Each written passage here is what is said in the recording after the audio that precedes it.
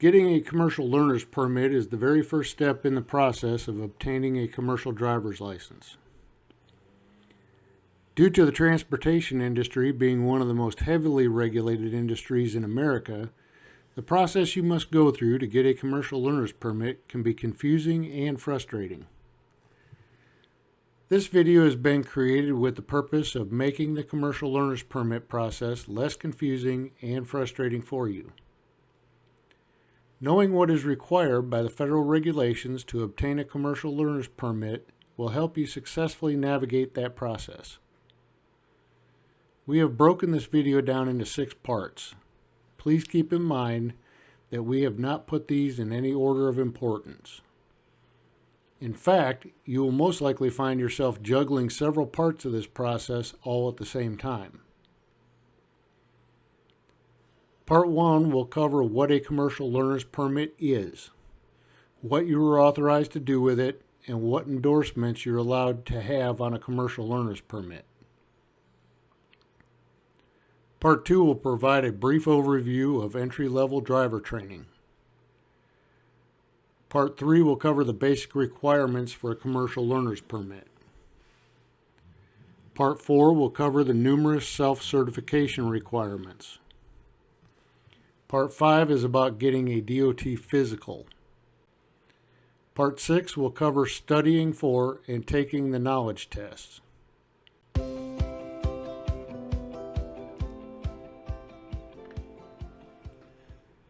A commercial learner's permit is a state-issued permit that is valid for up to a year from the date it is issued.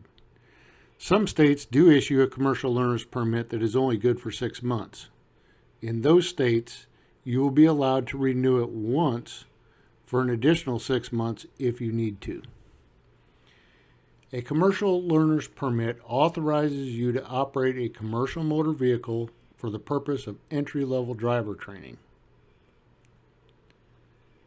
The entry-level driver training must be done in a commercial motor vehicle that is representative of the class of commercial learner's permit you have. In other words, a Class A commercial learner's permit is for operating a combination vehicle. A Class B commercial learner's permit is for operating a heavy straight vehicle. An entry-level driver training instructor who holds a valid commercial driver's license for the type of commercial motor vehicle you intend to operate must be in the passenger seat. Commercial learner's permit holders are prohibited from transporting hazardous materials or passengers. A commercial learner's permit holder must successfully complete entry-level driver training before taking the skills test to get a commercial driver's license. And there are only 3 endorsements allowed for a commercial learner's permit: tank vehicle, passenger vehicle, and school bus. All other federal endorsements are prohibited.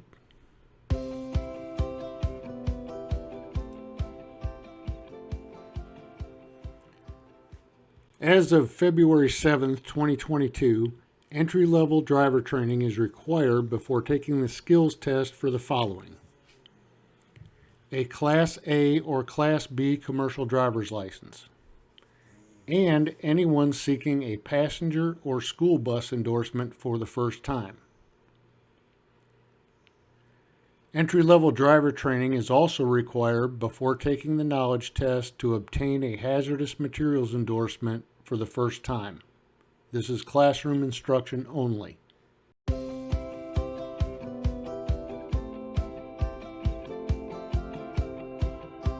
You must be at least 18 years old. You must have a valid driver's license.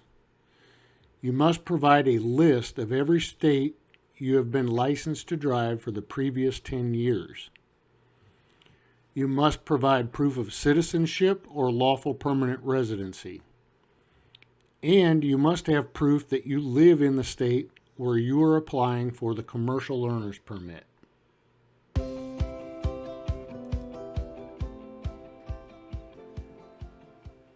You must certify that you do not have a driver's license from more than one state.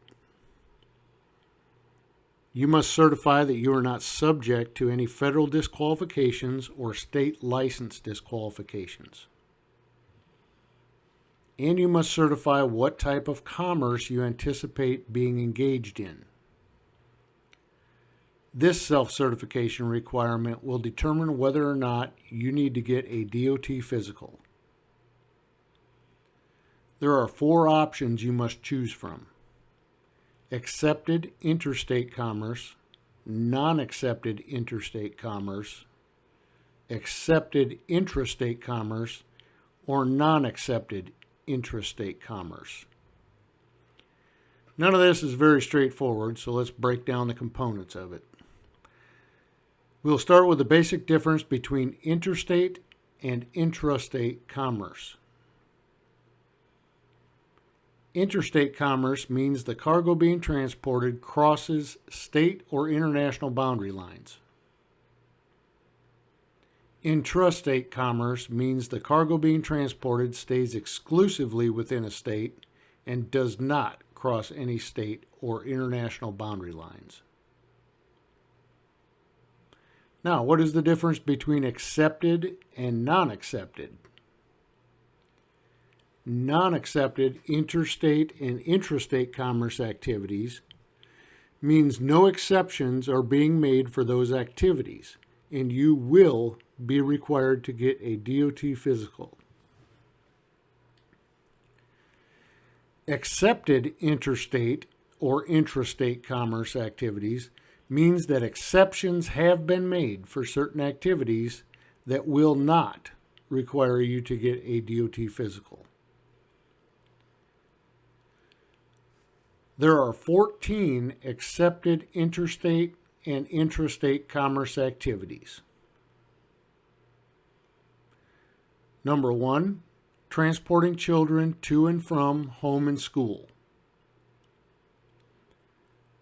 Number 2, federal, state, or local government employee engaged in transportation for official government purposes.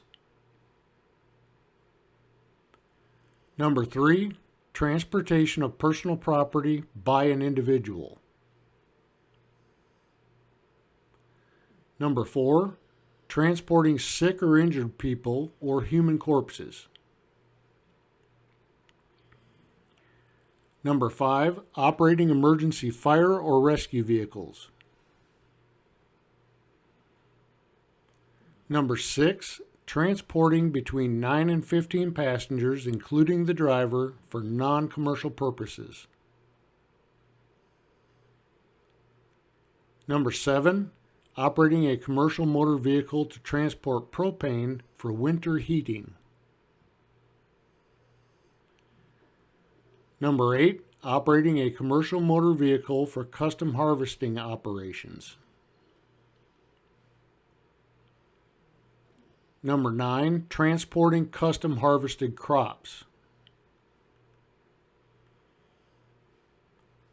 Number 10, beekeepers operating a commercial motor vehicle to transport bees. Number 11, operating a farm vehicle to transport non-hazardous materials, farm products, machinery, or supplies within a 150 air mile radius of the farm. Number 12, operating a commercial motor vehicle for emergency servicing of liquid or gas pipelines. Number 13, operating a private, non-commercial motor carrier of passengers. And 14, transporting migrant workers. Unless you meet one of those 14 exceptions, you will be required to get a DOT physical.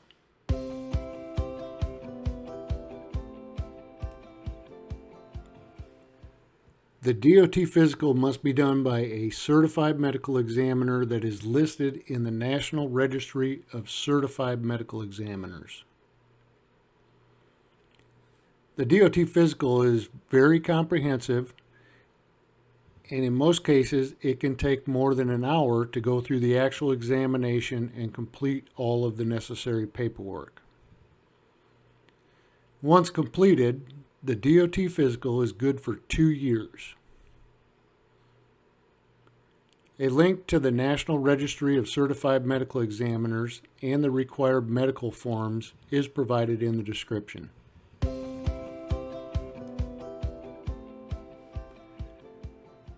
To give yourself the best opportunity to pass the knowledge test on the first try, you're going to need to do the following. Obtain a copy of your state's commercial driver's license manual. Purchase study guides for the required knowledge test and any endorsement tests you plan on taking.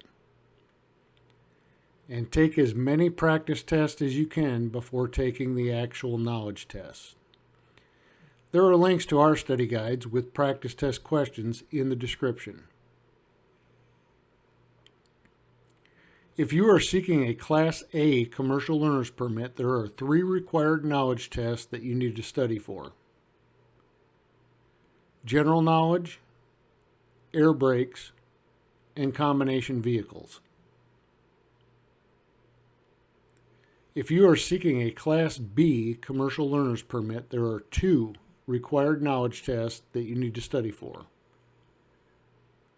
General knowledge and air brakes. If you plan on getting a tank vehicle, passenger, or school bus endorsement on your commercial learner's permit, be sure to study for those knowledge tests also. Now, when you go to the driver's license office to take the knowledge test, this is what you can expect. All of the knowledge tests require a passing score of 80%. The general knowledge test has 50 multiple choice questions. The air brakes knowledge test has 25 multiple choice questions. And the combination vehicles knowledge test has 20 multiple choice questions. If you are seeking an endorsement for your commercial learner's permit, those knowledge tests have 20 to 30 multiple choice questions. If you found this video to be helpful, please share it so others may benefit from it as well. Thank you for watching this video.